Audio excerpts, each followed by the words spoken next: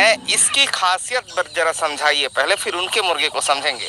ये सर जैसा कि ये देखने में ही आपको लग रहा है कि आम मुर्गा नहीं है ये, और ये असील नस्ल जो होती है उसी नस्ल से ये जुड़ा हुआ मुर्गा है। और ये मुर्गा बाइली है, तो ये इसका आम मुर्गों से रेट ज़्यादा होता है। तो ये ऐसा बाइली सैकड़ों में एक आध निकलते हैं। जैसे हम माले हैं, ये 100-200 मुर्गे हैं, इसमें ये एक पीस निकला ही है। तो 4-5 साल में एक पीस निकला है।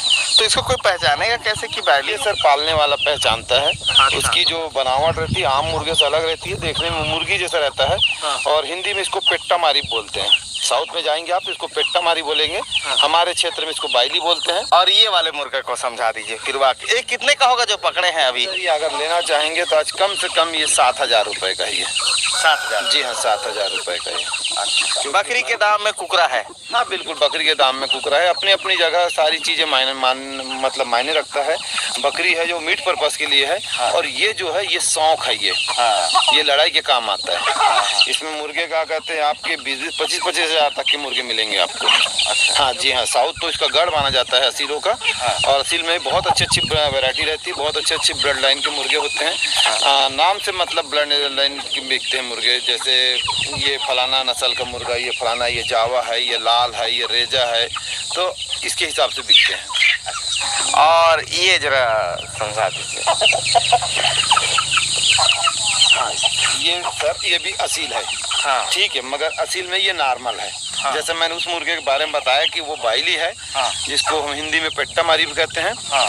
तो वो रेयर होता है। बताया ना, 100-200 पीस में एक पीस निकल गया तो निकल गया। इन्हीं में से कुदरती होता है, वो बीच में आ जाता है। तो इसकी अपेक्षा उसका रेट ज़्यादा होता है। जैसे इसको आज की तारीख में बेचूंगा तो कम से कम 5 से 6 हजार रुपये का बिकेगा। अच्छा। जी हाँ, मगर ये अभी मेरे पास ब्रीडर पर्पज पे है ये यहाँ पर भैया के यहाँ।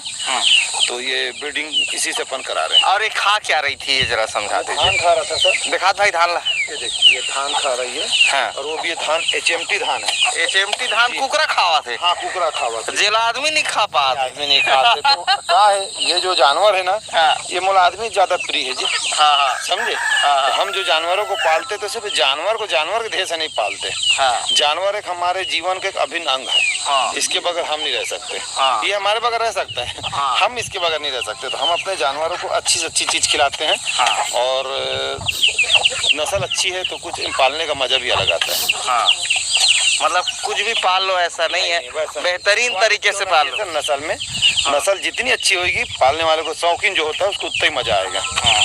अच्छा, बाकी देसी की मुर्गियों को जरा एक नजर देखते हैं। नहीं, इसमें सभी ब्रीड असील के सर। सब भी ब्रीड असील है? इसमें अगर छोटा पेयर बेचते हैं, अगर ये छोटा पेयर बेचना चाहेंगे तो आज कम से कम 2,000-2,500 रुपए जोड़ा का पेयर है ये छोटा वाला भैया? जी हाँ, बिल्कुल बिल्कुल। अच्छा। अभी ये बच्चे महीना भर के बच्चे हैं ये। हाँ। तो इनको बेचना चाहेंगे तो कम से कम 2,000-2,500 के बच्चे बिकेंगे ये। अच्छा, ठीक। और ये जैसे हम ये छोटा छोटा देख रहे हैं, ये भी? हाँ बिल्कुल, ये सब उसी ब्लड लाइन के हैं ये। अच्छा, ये बड़ा वाला जो मुर्गा मैं देख रहा हूँ, ये जो पकड़े थे आप, ये कितने दिन का होगा? ये सर उसकी जो एज होती है ना, उसका जो कांटा निकला है ना, वो प्रकृति की देन है। वो कांटे से ही पता चलता है। जैसे उसका कांटा कम से कम 2 इंच का हो गया है। ठीक है, लगभग 1.5 से 2 इंच का हो गया। तो ये इसकी उम्र 3 साल है सर ये। अच्छा। जी हाँ, ये उससे छोटा है, इसकी 1 इंच है। तो ये मुर्गा कम से कम 1.25 साल के करीब का है। 1.25 साल से 1.5 साल तक। अच्छा। और ये जो छोटा छोटा हम देख रहे हैं, ये कितने दिन का होगा? ये फीमेल है सर। तो फीमेल की असली बात कांटे बहुत कम आते हैं। जैसे नहीं, वो तो चूजा जैसे। ये तो सर कोई महीना भर का बच्चा है, कोई 1.5 महीने का, कोई 2 महीने का है। हाँ। अलग अलग जैसे जैसे मुर्गियों के अंडे आते हैं और उससे के बच्चे निकालें तो उसके हिसाब से उनकी एज है उनकी। हाँ हाँ। और एकदम सीना तान के खड़ा रहता है, जैसे उसको दिखाता है, सीना तान के खड़ा होता है। ये देखिए, ये वो यहाँ सीना ताने खड़ा, वैसे ही मैदान में भी खड़ा होगा। बोला ना, उसकी क्वालिटी अलग है। बाइली जो होता है, हाँ। नाम से बिकता है। और देखिए क्या, अरे गजब, एकदम सीना तान के खड़ा होता है। और ये दिन भर फ्री रेंज में जंगल में चलते रहती है? फ्री रेंज में है। अब क्या है, जैसे हम सुबह इसको खोले सर, खोलने के बाद दाना दे देते हैं, पेट भर दाना खा लिया। उसके बाद जो है ये सिर्फ अपना घूम के एक्सरसाइज करते हैं। और एक और ये अच्छी चीज़ है सर कि हम जैसे जानवर पालते हैं फ्री रेंज में, तो आप सुबह खोलते ही उनको दाना दे दीजिए। तो दाना जब खा लेगा तो जानवर का पेट भरा होगा, तो वो गंदगी चीज़ नहीं खाएगा, गंदी चीज़ नहीं खाएगा। जैसे मट्टी, गू बीमारी नहीं आएगी सर। 10 साल तक आपके पास रहेगा। अधिकतर लोग जानवर पाल तो लेते हैं मगर ऐसी फ्री रेंज में छोड़ देते हैं बिना दाना पानी दिए, चरो और खाओ करके, तो वो भूखा रहेगा तो कुछ भी गंदगी खाएगा सर, तो उसका डाइजेशन बिगड़ेगा तो फिर बीमारी तो आएगी ही सर। इसलिए मुर्गों का अगर लाइफ टाइम जीना है, लाइफ टाइम आपको रखना है स्वस्थ, तो मुर्गों को सुबह दाना देना ही पड़ेगा। आप सुबह दाना दे दीजिए, शाम के जब बंद होते हैं उतने समय दाना दे दीजिए आप।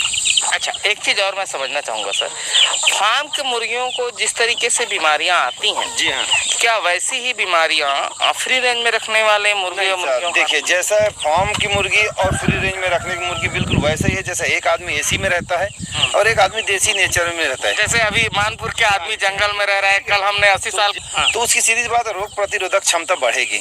और वो एसी में रहेगा ना तो अपने आप को स्वस्थ महसूस कर रहा सर, मगर बाहर का वातावरण को वो फेस नहीं कर पाएगा।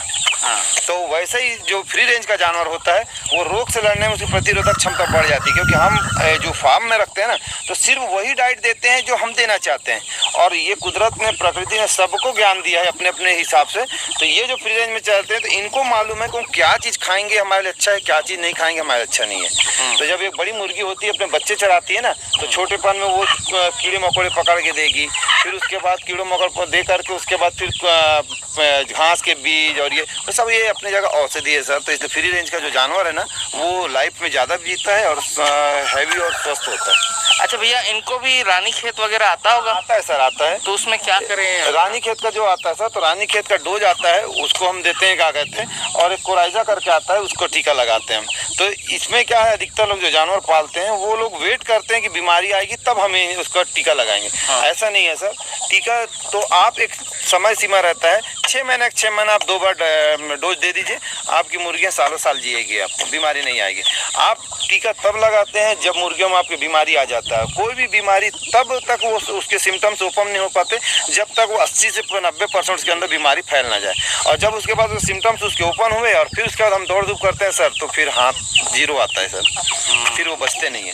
अच्छा, और ये जो मुर्गे मुर्गी हैं उनके साथ हम एक चीज और समझ लेते हैं भैया, ये जरा घर को समझा तो मुझे 2 मिनट। ये देखो क्या ताना है भाई, दिखा रही इसका सिरा दिखा, देख के ही मजा आ जाता है। हाँ भैया, ये जरा सिस्टम समझाओ ना घर का। ये हमारे इधर आदिवासी अंचल में सर, जैसे आप लोग शहरी का जो वातावरण होता है, शहरों के जो घर होते हैं वहाँ एक बैठक कक्ष होता है ना सर, वैसे ही हमारे आदिवासी अंचल में खास कर